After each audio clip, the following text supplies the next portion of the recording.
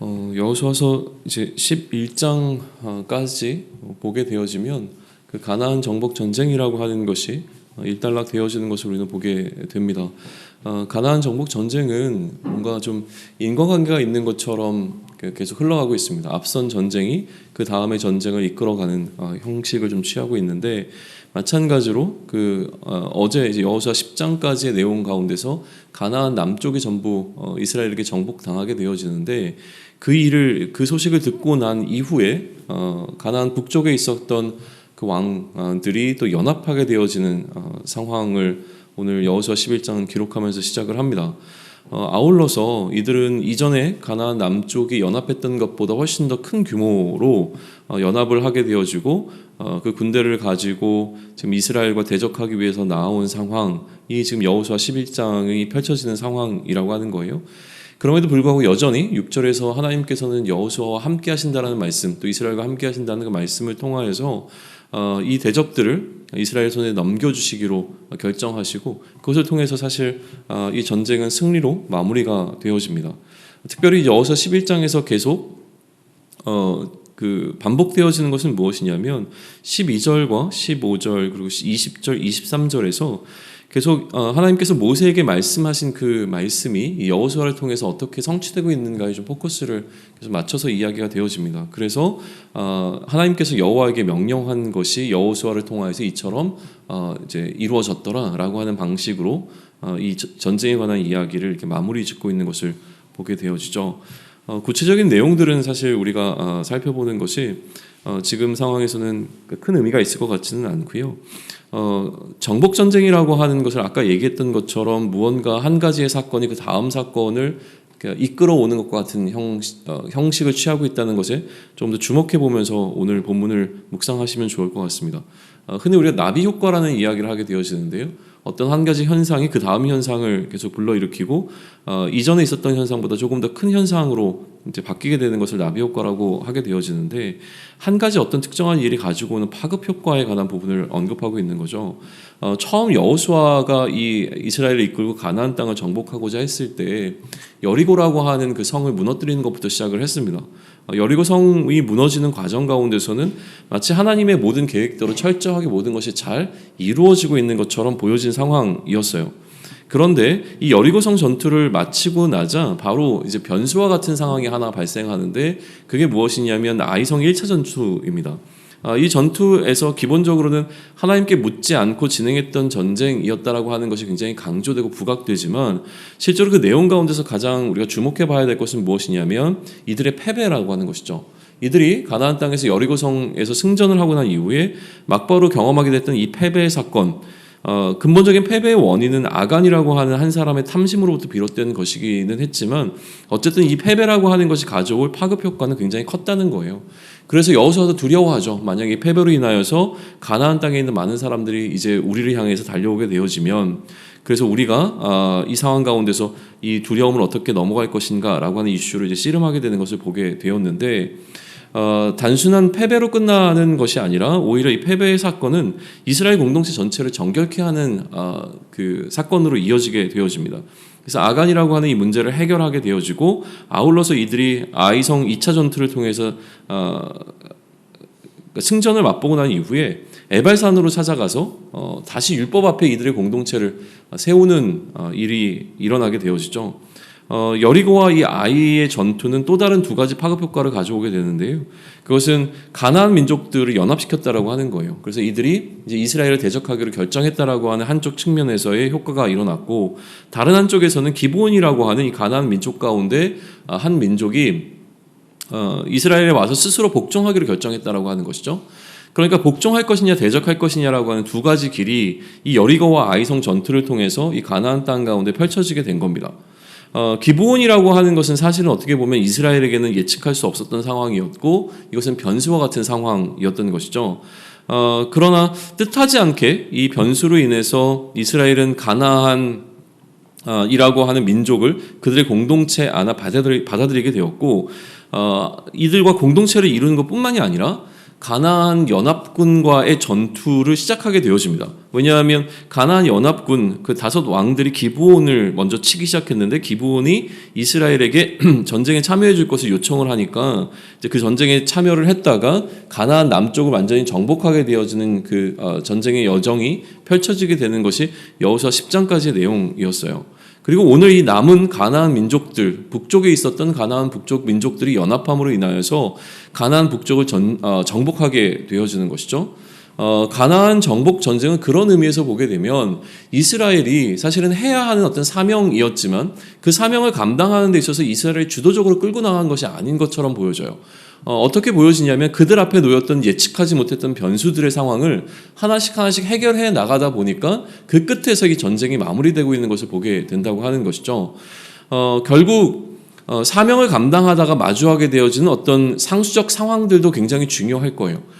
우리가 예측할 수 있는 상황들이 있죠. 그러나 변수의 상황이라고 하는 것에 조금 더 주목하면서 이 여호수아 11장 또 앞서서 우리가 살펴보았던 이 여호수아를 필두로 하는 가나안 정복 전쟁에 관한 이야기를 다시 묵상해 보시면 좋을 것 같다는 제안을 좀 드립니다.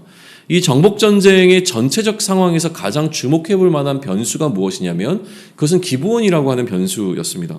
그러니까 처음 기브온이 등장했을 때는 이들의 의미가 과연 무엇일까라고 하는 것이 분명하거나 이렇게 부각되지는 않았어요. 그러나 기브온의 가치는 오늘 여호수아 11장에서 분명하게 드러나고 있는 것을 발견하게 되어지는데요. 오늘 본문 19절과 20절을 다시 한번 보시죠. 제가 대신 읽겠습니다. 기브온 주민 히위 족속 외에는 이스라엘 자손과 화친한 성읍이 하나도 없고 이스라엘 자손이 싸워서 다 점령하였으니 그들의 마음이 완악하여 이스라엘을 대적하여 싸우러 온 것은 여호와께서 그리하게 하신 것이라. 그들을 진멸하여 바치게 하여 은혜를 입지 못하게 하시고 여호와께서 모세에게 명령하신 대로 그들을 멸하려 하심이었더라 라고 기록을 하고 있습니다. 자, 그러면 기브온의 가치가 왜 여기서 드러나게 되어지냐면 이스라엘이라고 하는 하나님이 선별된 그 선택받은 백성들이 기브온이라고 하는 가나안, 어떻게 보면 정복의 대상이었던 또 멸절의 대상이었던 이 가나안 민족과 한 공동체를 이루게 되는 것은 하나님의 계획에 포함되어 있던 것이 아닌 것처럼 사실은 보여지는 일이었던 것이죠. 어찌 보면 불가능한 상황이었습니다. 그렇게 하지 말라고 말씀하셨기 때문에 그렇거든요. 어떤 언약도 맺지 말라고 하셨음에도 불구하고 이들과 화친의 언약을 맺게 되면서 이스라엘 공동체 안에 기브온이라고 하는 가나안 민족이 들어오게 되었죠. 그렇기 때문에 기브온이 이스라엘 공동체에 들어옴으로써 이 가나안 민족과 이스라엘이 한 공동체를 이루는 것은 이제는 불가능한 상황이 아니라 예외적 상황이 되었다라고 하는 거예요. 어떻게 보면 가능성의 길이 열린 것이죠. 하지만 다른 가나안 주민들은 기브온의 길을 선택하지 않았다는 것이 문제입니다. 19절과 20절이 그 얘기를 하고 있는 건데요. 기브온의 주민 히위 족속 외에는 이스라엘 자손과 화친한 성읍이 하나도 없었다라고 선언이 되고 있는 부분에 좀 주목해 보시면 좋을 것 같습니다. 우리는 여기서 사실 복음적 원리를 발견하게 되어지는데 복음이라고 하는 것 자체가 상당히 상수에 해당하는 것이 아니라 변수적 상황입니다. 그러니까 하나님의 공의라고 하는 상수가 지배하는 영역 가운데 어떻게 긍휼이라고 하는 변수가 침투해 들어오고 있는가라고 하는 것을 복음이 보여주고 있는 것이죠. 야고보서에 보게 되어지면 긍휼이 심판을 이기고 자랑한다라고 하는 표현이 등장을 합니다. 그러니까 가나안 정복 전쟁 가운데서 기브온이라고 하는 변수를 통해서 긍휼이 심판을 이기는 것을 보게 되어지는 것이죠. 그래서 20절에 보게 되어지면 이것을 은혜라고 표현을 합니다. 은혜를 입었다라고 하는 것을 표현하게 되어지는데 기브온 이외에는 은혜를 입은 족속이 없는 게 되어지는 것이죠. 그러니까 하나님 편에 보게 되어지면 사실은 하나님께서 이 모든 것을 이끄신 것처럼 오늘 19절과 20절은 표현하게 되어지지만 그러나 우리의 입장에서 바라보게 되어진다면 이 은혜의 길이 열렸음에도 그 은혜의 길을 선택하지 않은 것으로 해석할 수 있는 그 구절이 19절과 20절이라고 하는 부분이에요. 다시 한번요. 기브온이 이스라엘 공동체에 들어오게 되는 것은 그런 의미에서 긍휼의 사건으로 바라볼 수 있는 것입니다. 이것을 통해서 가나안이라고 하는 그 땅 가운데서는 그들이 멸절당하지 않고 살 수 있는 살 길이 열리게 된 것이었죠. 그러나 문제는 이들이 그 길을 선택하지 않으셨다라고 하는 것입니다. 하나님 측면에서는 은혜를 베풀지 않으셨다라고 표현을 하고 있지만 그럼에도 불구하고 그들에게는 길이 열려 있었다는 사실에 우리는 조금 더 주목해 보면 좋을 것 같습니다.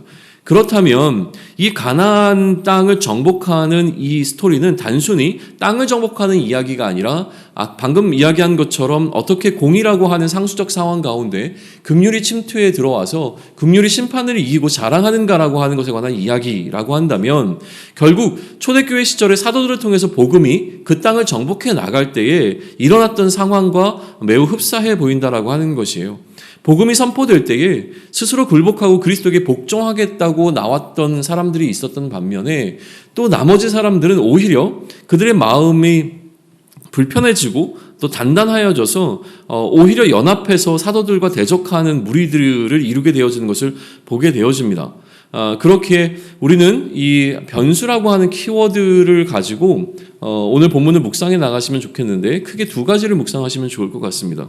첫 번째는 세상의 질서라고 하는 오늘 우리 앞에 놓여 있는 상수적 상황입니다.